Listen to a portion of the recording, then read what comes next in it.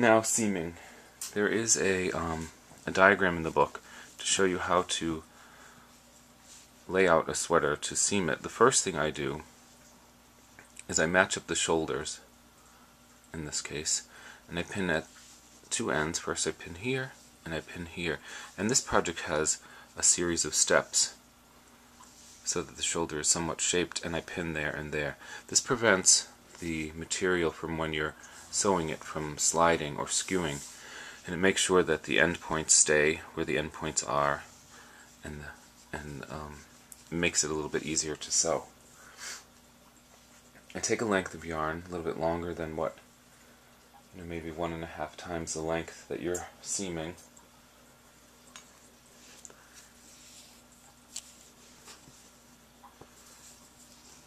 I have much more than that, just to make sure you don't run out. And in this case, I use the thicker needle. We want to go into, we don't want to split stitches, we want to go into spaces and things, and we want to avoid splitting stitches. And the first thing I do is undo one of these pins, and I weave in the direction opposite that I'll be sewing. Clipping, it's kind of harder with a bigger needle, but clipping half strands of yarn to anchor the yarn, and I pull it through and I let it stay there, and then we start seaming.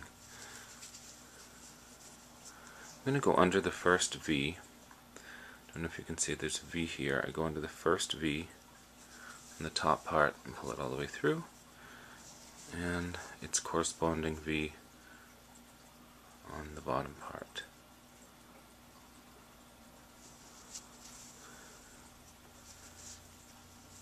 I don't pull too tightly at this point, but we will in a minute.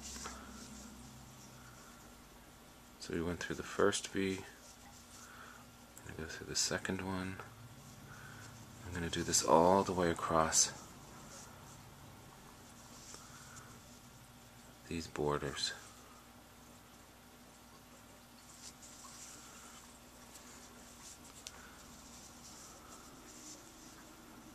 Maybe you can see. Here's the V. You can see where my needle goes under. And I pull.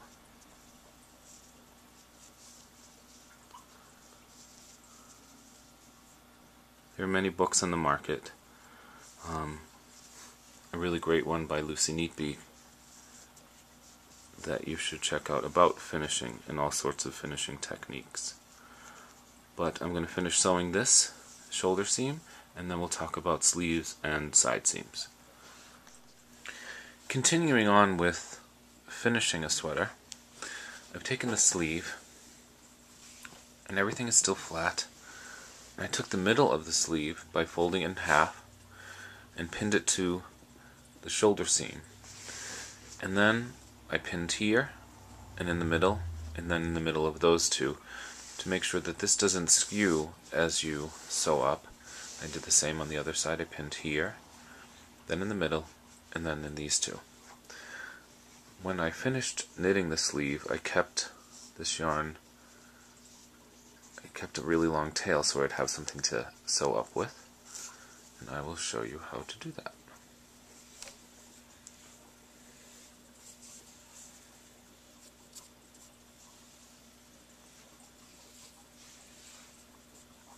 It really is a very long piece of yarn, so I am going to cut it like twice the length I need. Because if you have too long a piece of yarn and you're pulling it, constantly pulling it through, the yarn could degrade and start to shred and fray.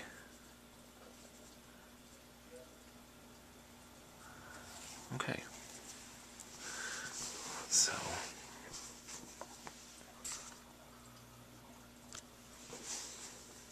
starting here, I take out this pin. Now before, we had a top, both stitches were running up and down, and now we have these stitches running up and down of the sleeve, and these stitches running horizontal. So So we have to do a combination of a mattress stitch and the technique we use to sew the sleeves. So in between the stitches is a running thread. You grab that running thread and you pull it through. Then you do the same thing that we did with the shoulder seams, is we grab the V, the bottom of the stitch, and pull through, and then staying in the same column, a running thread.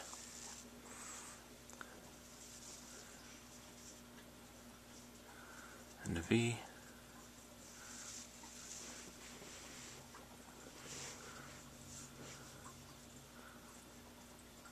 running thread, and a V. I'm going to try to hold it a little closer to see if I can't demonstrate this more. You grab a running thread here to thread between the stitches, pull it through, and the bottom of this stitch, and pull it through. And as you pull them through, it creates a nice neat join from the sleeve to the body of the sweater. Continue all the way across.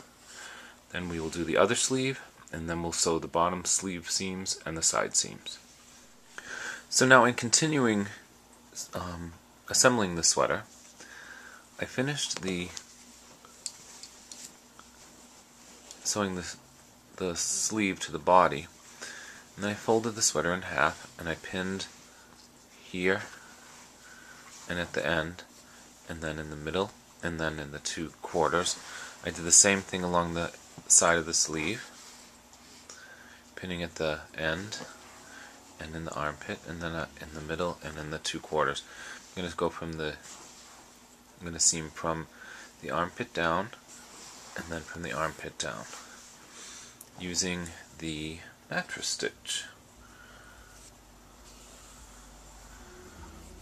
Hopefully I have a long enough piece of yarn. I hate running out.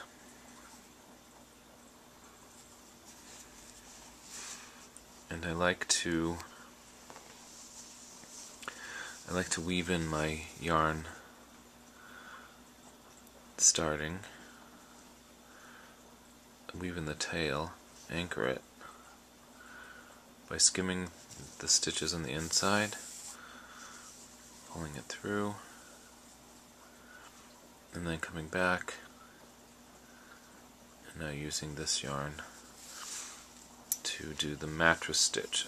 It's illustrated in the book, but sometimes it's hard to visualize, and I will try to show it even though I think it might be difficult. So here's the first stitch, and here's the second stitch, and in between them is a running thread. So I take a piece, I skim under that running thread on the right side. Here's the first stitch, here's the second stitch, and in between them the running thread on that side. I'll show it again. Here on the right side, and then on the corresponding stitch on the left side. And I do that all the way down the sleeve to the cuff, where I will weave in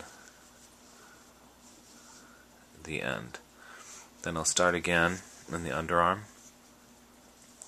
and go all the way down the side to the waist, and I will weave that end in. If along the way you run out of yarn, simply weave in the end of the old yarn, get a new length of yarn, anchor that, and continue. We'll see you at the end. Maybe I'll show you. If you pull it tightly, the seam is almost invisible.